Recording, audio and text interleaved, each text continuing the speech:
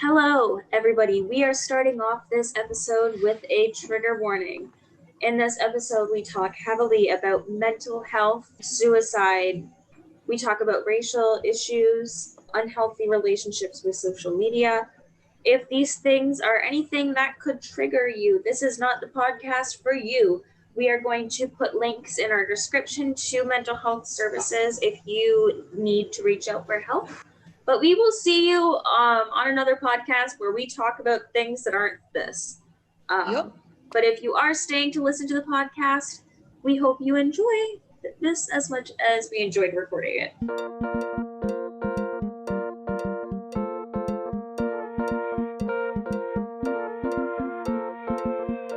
What's up, swag bosses? We're back. No.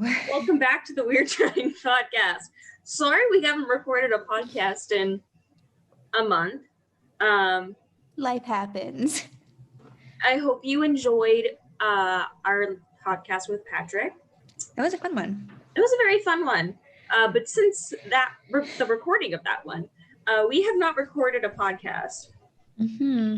Both of our lives went a little crazy. They both went, no. Yeah. No podcast for you. No life for you. I don't Literally. think I've had a day to relax in a month. Today was my first relaxing day. I rolled out of bed and immediately went to the park to just go sit outside for a little bit. I was just done.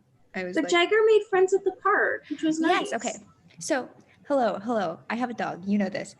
And my dog, we've been living in this neighborhood, which is super pet friendly. We've been living here now for 8-9 months. And, pandemic, I've been nervous to go outside, but also my partner and I have been working a whole lot, except for the 2 months where I wasn't working at all, but it was cold. My poor puppy, he's 6 years old, but he doesn't get to interact with their dog. So every time he sees a dog, he freaks out. So I was like, okay, we need to assimilate him a little bit. So this morning I was like, nah, screw it. I want to go sit in the grass and read. So I grabbed my book and I took my pup and we went outside. It was 8 o'clock in the morning. It's an off-leash dog park and it's a 5-10 minute walk. It's a lot longer with my dog because he likes to stop and smell everything. So we're walking along and we get there and there's 2 other big dogs running around off the leash. And I was like, okay, I'm going to let you go, Jagger, just be careful. It's right beside a parking lot. So it's not the most ideal spot. So I'm like, okay, buddy, we're in the middle of the field. There's a bench and everything. I'm like, okay, buddy, you go play. I'm going to sit over here and read. And he just kind of sat there. So I was like, okay. And then he started trying to eat the grass. And I was like, okay, buddy, we're not going to do that. And so I went over and tried to get him to stop eating the grass. And this guy comes up to me and he stands almost directly beside me. And I'm like, what's happening? And he had this big, massive dog that I think was just a mini horse running around. And he stands directly beside me. And I'm like, if this man is going to hit on me, I'm going to scream. I just want to sit in the grass. And he's just staring at me. And I'm like, okay, I'm going to ignore him. And finally he goes, how old's your dog? And I was like, oh, he's 6. And the guy goes, 6 years or months? And I went, years. He's just a little dumb. He's just stupid. I was like, yeah, he hasn't been off his leash out amongst the living in a very long time. So he just needs to get used to it. And the guy was like, okay, well, the dogs here are really nice. And I looked around and I was like, there's 2 other dogs. Cool. I wasn't expecting it to be a big event. Well, over the course, because we were there for an hour, over the course of the hour, there were 10 other dogs that came. And they were all big dogs. And all of the dog owners now know each other. So they were all standing in a clump in the middle of the field while their dogs ran around and chased each other. So I had my little tiny puppy who's maybe a foot long. And he's sitting in the middle of the grass, just kind of slowly going over to other dogs and sniffing them, which he never does. And I was like, okay. He's just, figuring it out. And then this woman comes down, because it's down a hill. Because I'm down this hill with these 2 medium-sized dogs. And I'm like, okay, whatever, ignoring. And one of the dogs walks over and stands maybe 10 feet from my dog and just stares at him. And Jagger's sitting in the grass, just letting the wind blow. And this dog is just staring at him. And I'm like, okay, what's going on? Is this dog going to eat my dog? I was like, I think this dog is just waiting for my dog to move or something to see what happens. I'm not sure. Like, Jagger wasn't even staring at that dog. Jagger was staring off in the other direction. And the dog's owner starts walking towards me with her other dog. And I'm like, okay. And she notices her dog staring at mine. And her second dog took a run towards the first dog. And the first dog then took a run towards Jagger. And then the three of them started chasing each other around. And the lady and I stood side by side and just both started laughing. And she was like, yeah, it looks like my dog was just waiting to pounce. So while my dog became friends with her two dogs, this lady and I had a wonderful chat. I don't know her name, but I swear I know her whole life story now. So now my dog has two friends. I have a friend, and we both left the park at the same time accidentally. Her dogs just started to get a little rowdy, and my dog came running over to me and just looked at me, and I went, okay, you want to go home? Great. We both left at the same time, but we had such a lovely chat. So all I can say is I now have friends. And so does your dog. Yeah. So what an eventful morning to then come home and just collapse. Oh, but the funny thing was we came back to the apartment and I couldn't get into the buildings. There's my puppy panting like crazy because it's warm out. And there's me having not had any breakfast yet because I just got out of the house as fast as I could this morning because I just wanted to get out. I didn't even get to read at the park though, which was also funny. Like I just dashed out this morning. So I'm coming back. Haven't eaten. My dog hasn't had water. And we're both sitting outside on the stairs waiting for somebody to open the door. And I texted my super and she saw my text 2 hours later and was like, oh, sorry, did you get in the building? It was very, very funny. We got in, clearly, like 5 minutes later, somebody was leaving. And I was like, thank you. Thank you so much. Such an eventful morning. That's a lot less eventful than my morning. Yeah, I don't even 100% know what happened to you this morning, but I know it was a lot. Oh yeah, so spill the beans, spill the coffee beans. Yesterday, one of my coworkers put in our work group chat that he needed his shift covered today, and I didn't work today, and I was like, you know what? I'm down for some extra hours. It's fine. And at first, I was just gonna take like the first 3 hours. But then, because it was a 6-hour shift. In my brain, for some reason, I thought it was an 8-hour shift, but it turns out it was only 6. So I thought I was taking the first half and he was doing the other. But then I ended up just taking the whole thing because I was like, why not? What else am I going to do with my morning? So I go into work, walking in, and I open the door, and my one coworker goes, make sure you lock the door behind you. It's like 6:45. And I'm like, we're open. What? And she's like, everything's down. So all of our registers were down. All of our debit machines were down. All of our ticket printers were down. Nobody could even place a mobile order.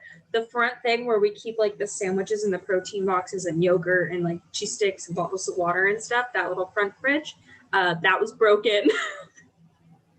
The safe wouldn't open, so the shift couldn't even like get the tills. And Joey, one of my coworkers, she's like, come on in, join the party. Immediately I was like, I need 2 shots of espresso on ice, like, let's go. So we each like took shots of espresso and we're like, let's go. So I had to learn very quickly, because you know how Starbucks used to write on the cups what the order was and then they'd make it? I've only ever known the stickers. Yeah. I remember when they used to write on the cups, but making drinks, all I've ever known is the stickers. That's all a lot of us have ever known. So we're all like seeing what's written on there. We're like, what is this? Is this thing? Is this a brown sugar on Americano? Just like screaming at each other, being like, I don't know what this is. But we ended up getting everything back up and running again after an hour of being there. And basically I was making drinks all day, which is a lot because your brain is constantly going and you're always moving. But in our slow times, I would do this little squat thing that I do to take pressure off my lower back. But a fun thing that happened today, one of the shifts, Brent, who is working today, we love Brent, was taking orders for Reese, one of my other coworkers. She was supposed to be soloing drive-thru, so doing it all on her own, but there were a few times where she was stuck at the window and we all had headsets on because we were pretty understaffed today. And every single time he would be like, oh, come up to the window and see Reese. Instead of saying Reese, he'd be like, come to the window and see Queen Elizabeth. Come up to the window and see Gertrude. And just have like the weirdest names ever. And finally had to stop when he was like, come up to the window and see Honey Bunny Poo Poo Peebop. And we were like, okay, we're done. What? We're done. What? I was waiting for the moment where I could hop on and be like, hey, thank you for choosing Starbucks. How are you doing today? And so I'll be like, oh, I'm doing good. How are you? And I could be like, oh, I'm doing horribly, but thank you so much for asking. What can I get started for you today? Working at Starbucks is fun. But yeah, we ended up getting everything working again. I still don't think we can open the safe. At least when I left, we still couldn't open the safe. It kept making this weird beeping noise. And it's locked at least, so it's not like you can. Yeah. But yeah, that's cool. Also, 3 people walked in without masks on, and they were like, do you guys have masks? And we were like, no.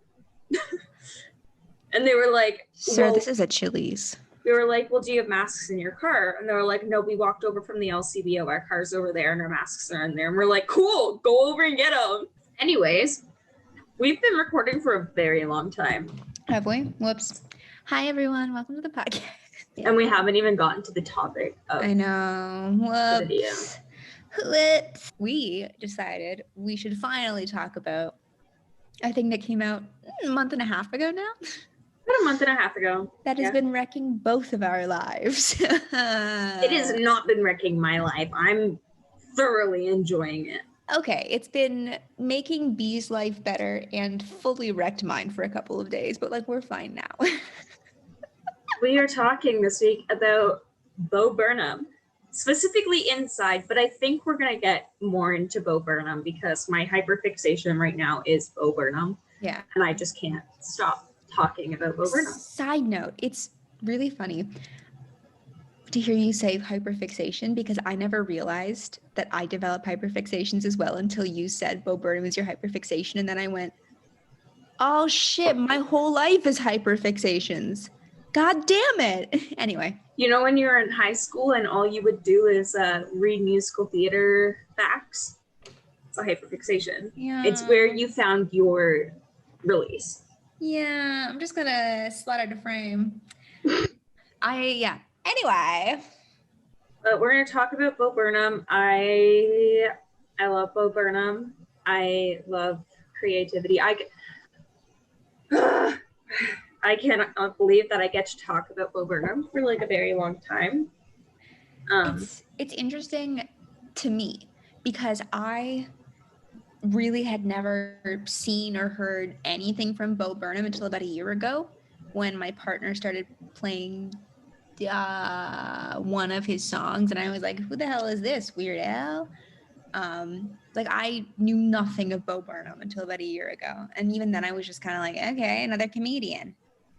So the fact that like you have been an avid fan of his for so long, I'm like, where is he from? What? Well, he's from Massachusetts. Oh my God. He was born in 1990. A Massachusetts? That's what I call Massachusetts. Well, I did it anyway. I didn't mean to do it that time. I did it. I'm so sorry. Cool. Whoops. So my first time ever being exposed to Bo Burnham was when I was a small child. We just gotten access to the internet at our house, and we're on YouTube. I found out what YouTube was at a friend's house, and we were all looking through YouTube, and on like the homepage of YouTube, there was a video called I'm Boyo. And I was watching YouTube videos with my older sister, and we put it on, and it was Bo Burnham singing and rapping a song that he wrote. I'm Boyo. I'm the greatest rapper ever. Like that is in my brain forever, and we died laughing at it. It was so funny. Not gonna lie, some of the shit was like offensive, and Bo Burnham was like opened up and been like, hey, I said fucked up shit like openly and in the song Problematic from Inside. Yeah. Kind of just being like, I said fucked up shit and I shouldn't have said it. You don't have to forgive me. Why are you forgiving me, basically? But after he was doing like YouTube stuff, it, to me, he kind of just like fell off the face of the earth, and we never really talked about it. And then a few years ago, I'm just on Netflix. It was when we first got Netflix. I'm just looking through stuff, and I see Bo Burnham what? And I was like, Bo Burnham? That sounds so familiar. So I look it up on Google, and I was like, oh my God, that's the Unboyo guy. Oh my God. I was like, that's the polio guy. And I watched it, died laughing watching what. And that for a while was like my comfort comedy special. And then I watched Make Happy, which I loved 10 times more than what. And now there was never anything from him. He kind of fell off the face of the earth, but Make Happy is still my comfort comedy special. I watched it so many times over the course of the pandemic because it just made me happy to watch, and it did what it was supposed to. I just watched it so many times. So when I saw that he was coming out with a new special, I was like, yeah, what happened to Bo Burnham? He hasn't done anything in like 4 or 5 years. Like, what's been going on with that dude? And then Inside came out, and I was like, that's what's been going on with that dude. Depression. Mental illness. I see you, Bo. I wonder what SSRI he's on. Anyways. That is my journey through my discoveries with Bo Burnham. I personally, we're probably going to spend most of the time talking about Inside, but I want to talk a bit about the correlations between what Make Happy and Inside, and like the connections and the journey that you can see. Okay. Because I've watched all of the specials multiple times at this point. I kind of see how everything's flown along. Interesting. If you don't interrupt me, I'm just going to keep talking. Oh, I will interrupt you. So, Inside. The premise of Inside. Let's just talk about that for those who don't know. Basically, it was recorded by Bo Burnham, performed by Bo Burnham, edited by Bo Burnham, produced by him, everything in his own house over the course of the pandemic. It took him about a year to record. And it basically shows his whole journey through the pandemic. And that I thought was really cool. Also, another thing I love about Bo Burnham is the fact that he brings music into his comedy. It's not just I'm standing on stage being like, in the wise words of Bo Burnham, this thing actually happened. Cool. That's from Make Happy. If you want an honest comedian, go see the rest of them.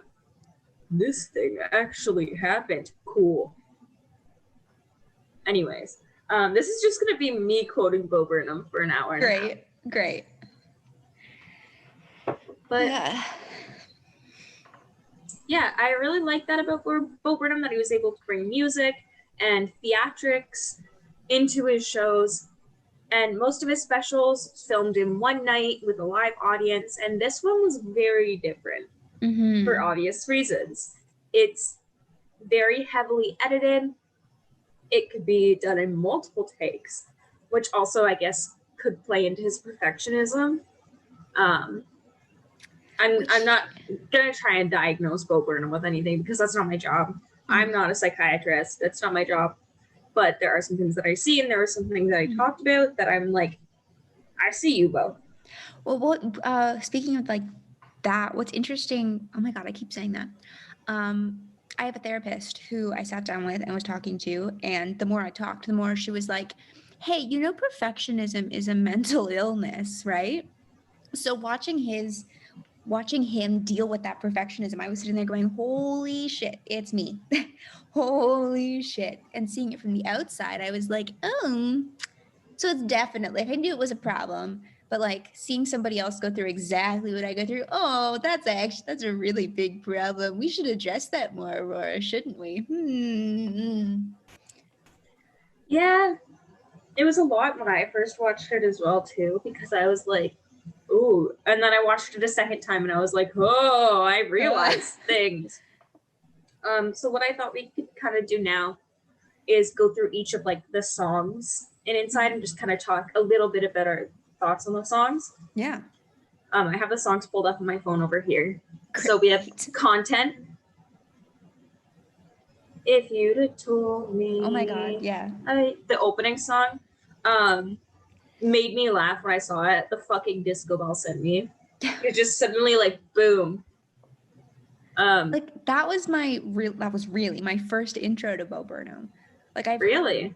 Well, okay, as I said, like I heard like one or two of his songs previously a while ago, but like that was really like turning it on. I was like, oh, this is Bo Burnham. And I just was struck by how self-aware he was, which is, I think, very refreshing because it's so common, especially like TikTok comedians and Instagram comedians, where it's just like, and here's a joke. But like, my favorite comedians are the ones who are self-aware and who will point out what the flaws in what they are doing and the flaws in who they are and the flaws in our system and everything. And right from the get-go, I was like, this is my kind of comedian. Plus the addition of the music, I was like, And then there were moments where I was like, this guy is like giving me Y2K Weird Al, like the new. Yeah. And like, I grew up listening to Weird Al. My dad is obsessed with Weird Al. Same. Like I know the lyrics to his parody of American Pie better than I know the lyrics to American Pie. Like I could sing that right. But anyway, but like just for me, Content was like the best intro to Bo Burnham. Like obviously it's different from his older stuff and what he established himself as.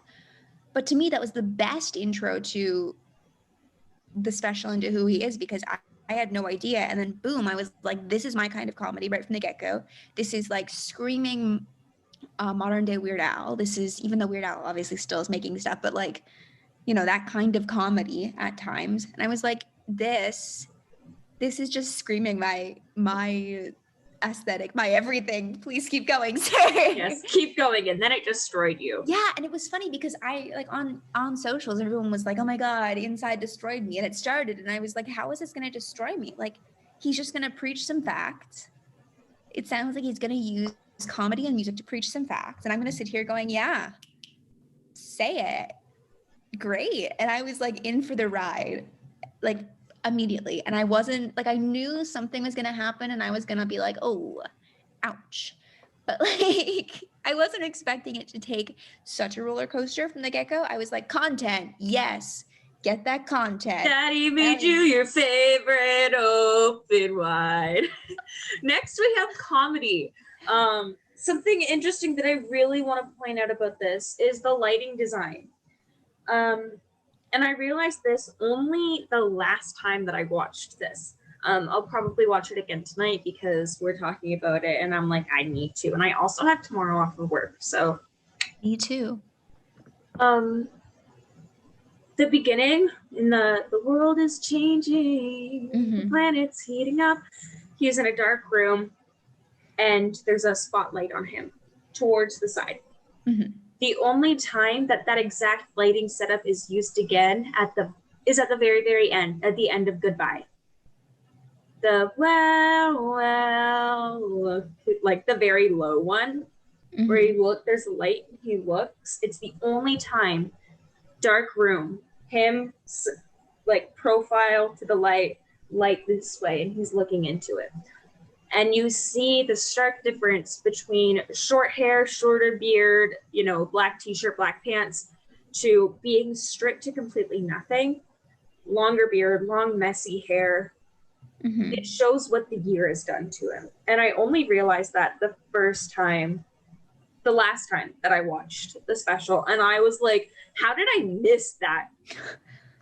Of all fucking things, how did I miss that?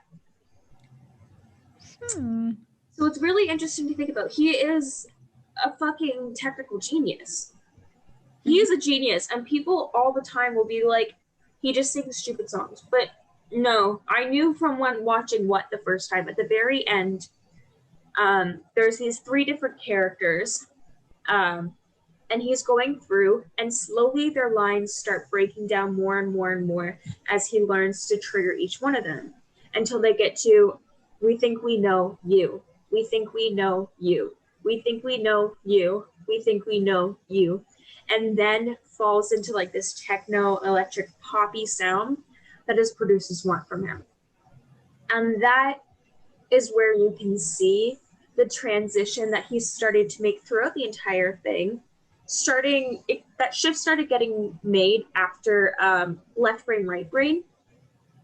That's when the shift started into the, kind of, we think we know you, which then that was brought over into Make Happy, which at the very end of Make Happy, if you watch the Netflix version, he's in the same room that he filmed Inside in. Yeah, I noticed that.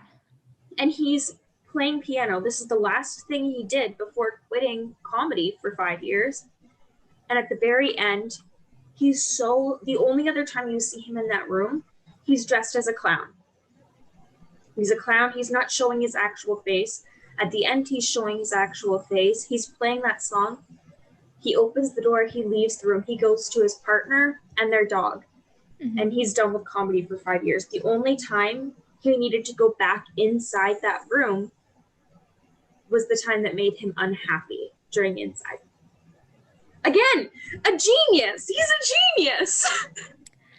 See, I might be reading too far into it. But I don't think I am. Okay, I'm going to say here's the thing again. Here's the thing. It's hard to say if you're reading too far into it or not, because with a good artist, everything is done for a reason. Good artistry is so thought through. Like, it's true, like in English class, you'll sit down and your teacher will be like, why was the curtain blue? It's to show off, that age-old example. Show the character's sadness. And the author's like, no, it was just blue to give description to the scene. I don't know. But like in a book, every word has a purpose. You're not going to keep a line that does nothing for your story because it costs too much money, So you can always tell the genius of an artist based on what is purposeful and what isn't. And if you are seeing that in there, chances are it's there for a reason. Even if it's not exactly the reason that you're saying, it's there for a reason, which just thus shows how brilliant he is, He's a genius. Fuck, I love Bo Burnham. And it's fascinating to me, the use of the word genius. Sorry, side note, Aurora gets intellectual here for a second. People will label anybody a genius just for doing something interesting to them. Am I a genius? You're the most brilliant person on the planet. Genius! But here's the thing about genius is I think, genius, words have a definition. You can follow the actual definition or not because the language is ever changing. And if we try to force the old version of something on society, we can never progress forward, et cetera, blah, blah, blah. But I think truly the word genius is apropos or correct for Bo, because you can already hear in his comedy how self-aware he is and how self-aware of his creation that he is. Whereas there are some artists that'll be called a genius for like a good music video. And then you have to go and sit there and be like, hey, they didn't come up with the idea for that music video. This director and producer and choreographer and designers did. So while the music video itself might be brilliant, genius, whatever, it's not the artist, it's a collection of people. Whereas Inside is a really, really good example of brilliance artistically because he did it all by himself. But that's Aurora's intellectual breakdown of the word genius and why I think you are correct in calling Bo Burnham a genius. I was going to say, are you saying that Bo Burnham isn't a genius? Because I just think it's an overused word in general, and a lot of artists that get called geniuses aren't actually geniuses. They just did something different. But I think Bo Burnham is one of the few artists that it actually can apply to. Not Yeah. everything that a genius does is going to be genius, but there are a few examples, and I think Inside is a really, really good example of that. Long-winded way of getting there, but yes. Next up, we have FaceTime with my mom tonight. I knew that reaction was coming. That song makes me laugh so much. It was so funny. I'm not a big fan of that one. It was funny. It's not my favorite song, but I was like, it made me laugh. Yeah, I think it's funny, but I think it and sexting are like so polar opposite to like the rest of the special that like when it first started, I was like, what's happening? Like I felt like, oh, flip. But it's interesting, like watching it again. I keep saying, oh, but here's an interesting. Anyway, it's watching it again. It's like, no, that makes sense because like following comedy with that, where he's like, I'm healing the world with comedy, and then immediately goes to something that's like overly funny and relatable. That makes sense. And you can also see that progression of what he thought the special was going to be versus what it became, you know, in songs like that and in sexting.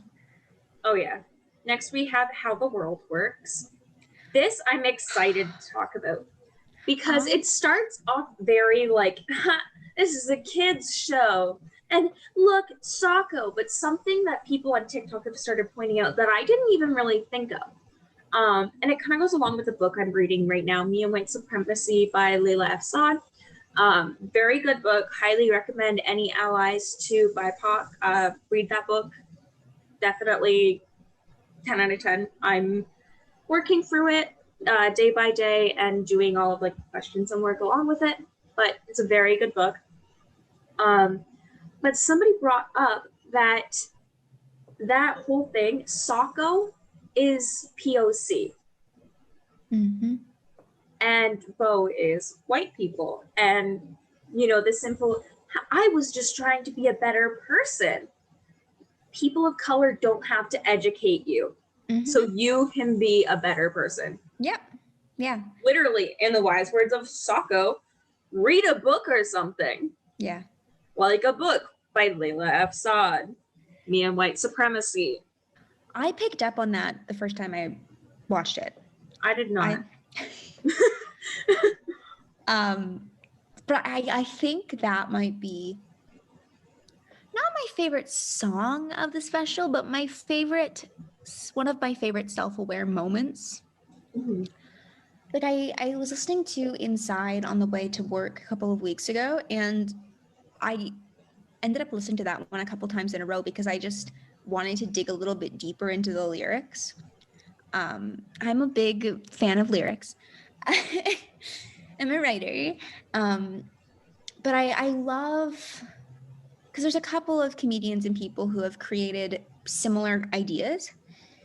I guess artists in general who've created similar concepts, but not digged nearly as deep into the psyche of white saviorism and of like fake wokeness and just wokeness in general, because tokenism, yeah, that's the biggest thing in there. Again, I've done a lot of like looking at stuff since reading that book, and you know, every single time I watch it since I'm reading that book every day, I'm like, whoa, this is what, like, that's connected to that. And the fact that it's a white person being like, oh, this is my friend.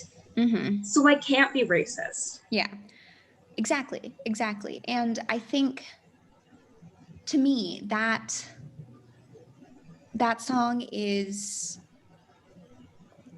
it's just interesting listening to it as a person who has done a lot of, who has spent a lot of time trying to educate myself and learn, and just like the first time I listened to it, I was like, whoa, oh boy, whoo, that's heavy. But the more I listen to it, I'm like, that's not just heavy, that's the reality of the situation we're living in right now. And he is painting that picture with the brightest colors possible. He is literally throwing the hypocrisy and the bigotry in people's faces and saying, look at it.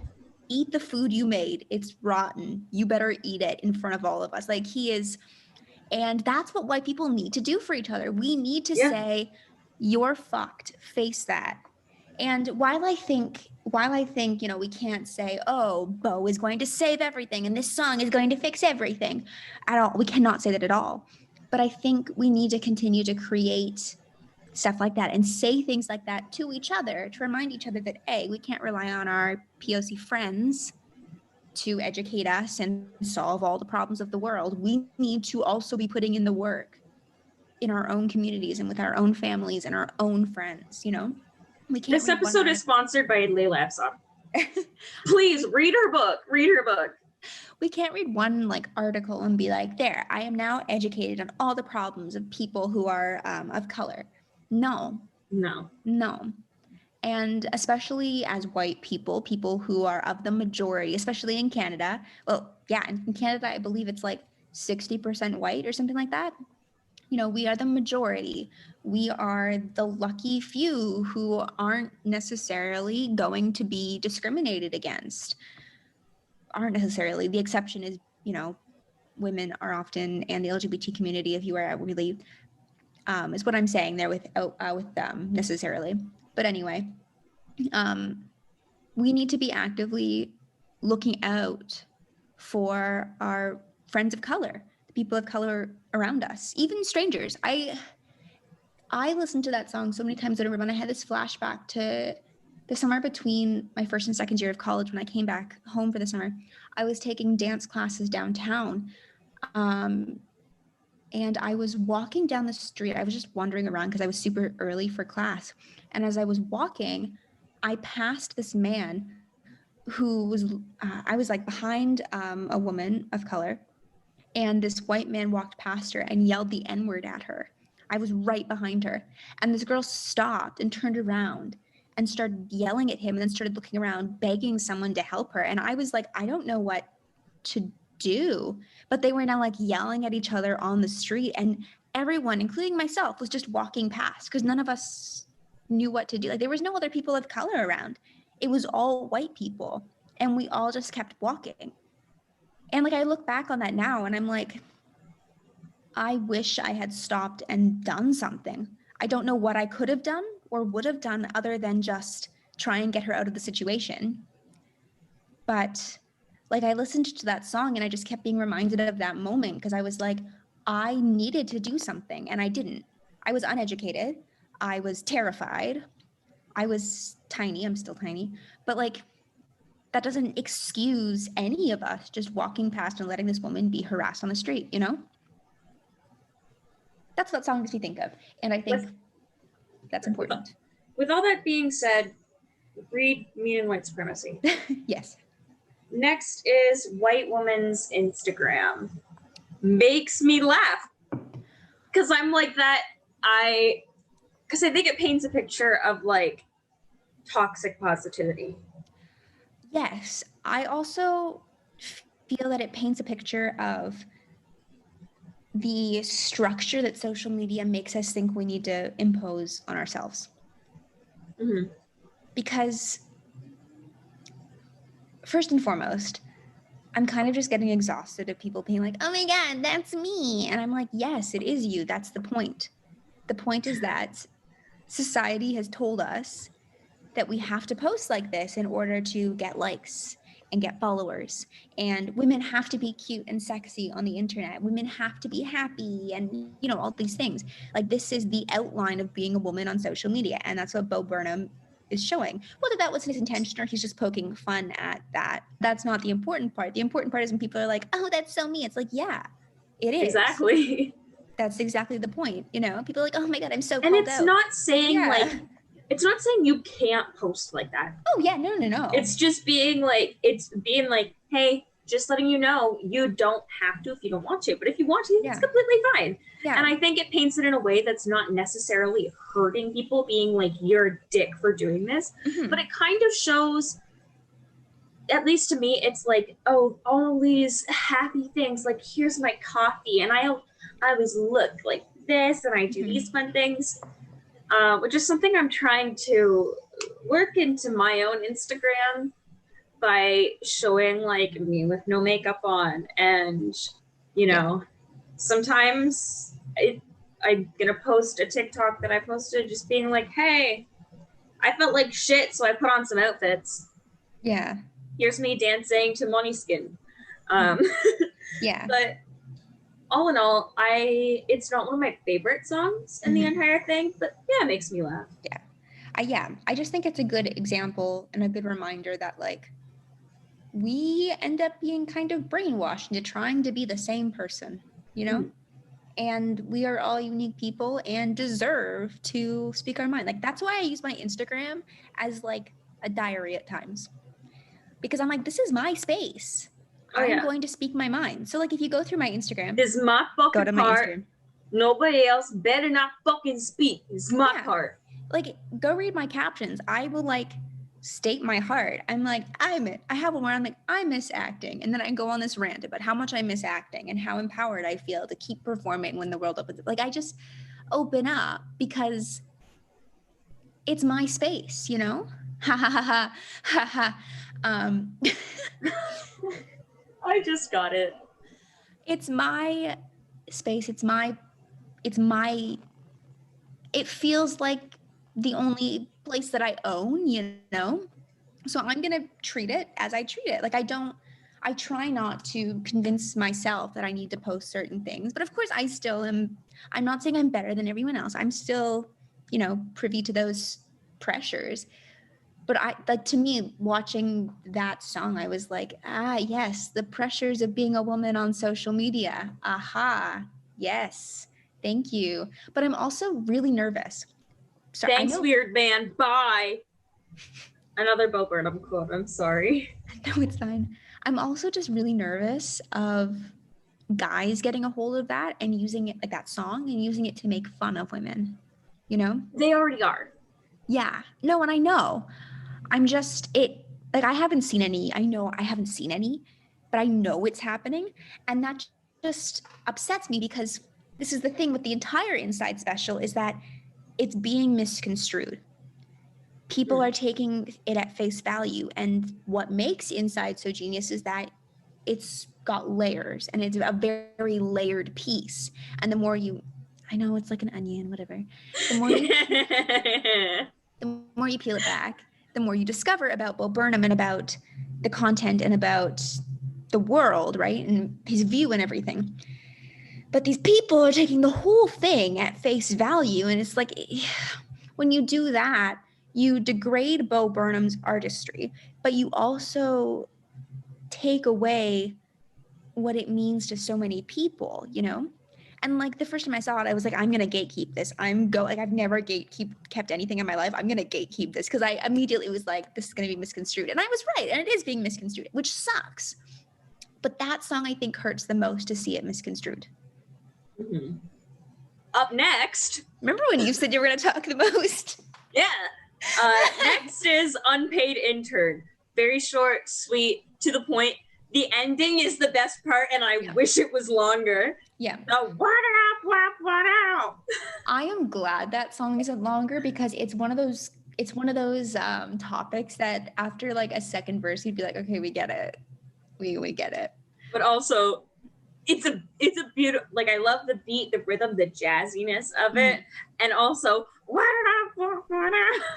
and I also love putting that song in a special very close to a song about Jeff Bezos, which is next. Yeah, exactly. That's the juxtaposition of that. The juxtaposition of that is chef's kiss. The juxtaposition of that is very, very good. I wouldn't consider that juxtaposition genius because that's just being aware of the social structure. Funny. It's just funny. And I appreciate that humor. That humor, hilarious. Yeah. Up next, speaking of Jeffrey Bezos, Bezos 1. Makes me laugh. My favorite line is "fuck their wives, drink their blood." Come on, Jeff, get him! I said today at work, I was like, today's mood is the last 2 seconds of Bezos Wanted Inside, which is just Bo Burnham screaming. That is the only song from Inside that my partner will listen to. Really? Like, he only likes some Bo Burnham stuff because he's not a big fan of music comedy, which is fair. Like he likes his country song that I can't remember the name of, and he likes one of his other songs. Pandering. Pandering, that's it. Yep. Thematically pandering. That's the first Bo Burnham song I ever heard. Pandering. I got a tight grip on my demo's balls. You say the word truck. I know too much Bo Burnham. So here's the funny story about that is my boyfriend used to work for Amazon. Oh yeah. And we both used to refer to Jeff Bezos as Daddy Bezos.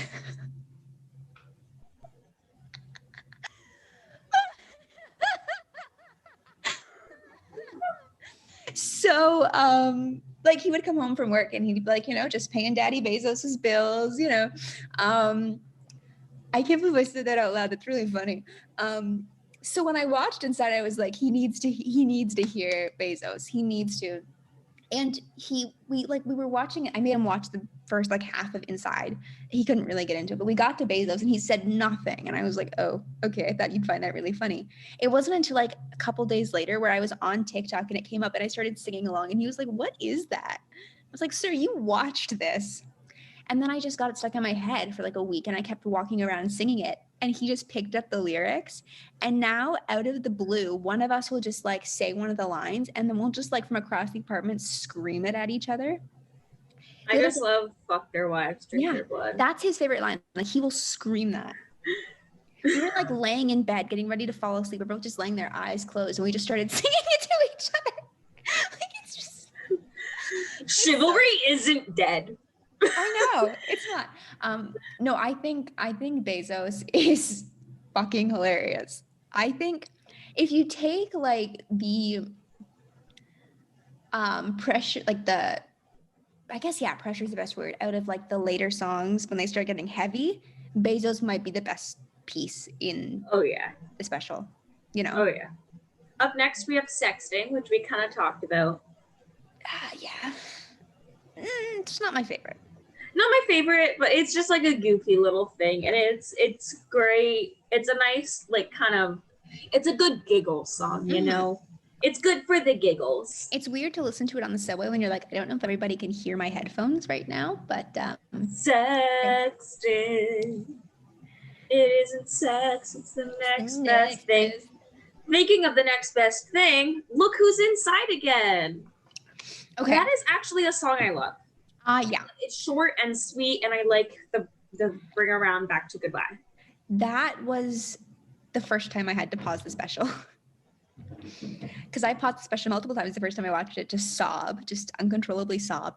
That was the first time. And I was Snapchatting B and a couple of other friends the whole time I was watching it. And I paused it and I was like, I don't think I'm going to make it through. There were many times where I was like, Rory, turn it off. And you were like, no, I want to get to Welcome to the Internet. And I was like, Aurora, turn it the fuck off. Welcome to the Internet, that was where I completely broke down. Like I had like a 20-minute breakdown during that song. But this was the one where I first paused and went, this isn't gonna be good for me. maybe they was right when they said this was going to destroy me. I think Look Who's Inside though should be the anthem of the pandemic. And I think honestly, it's a really good note to end this like era of humanity on.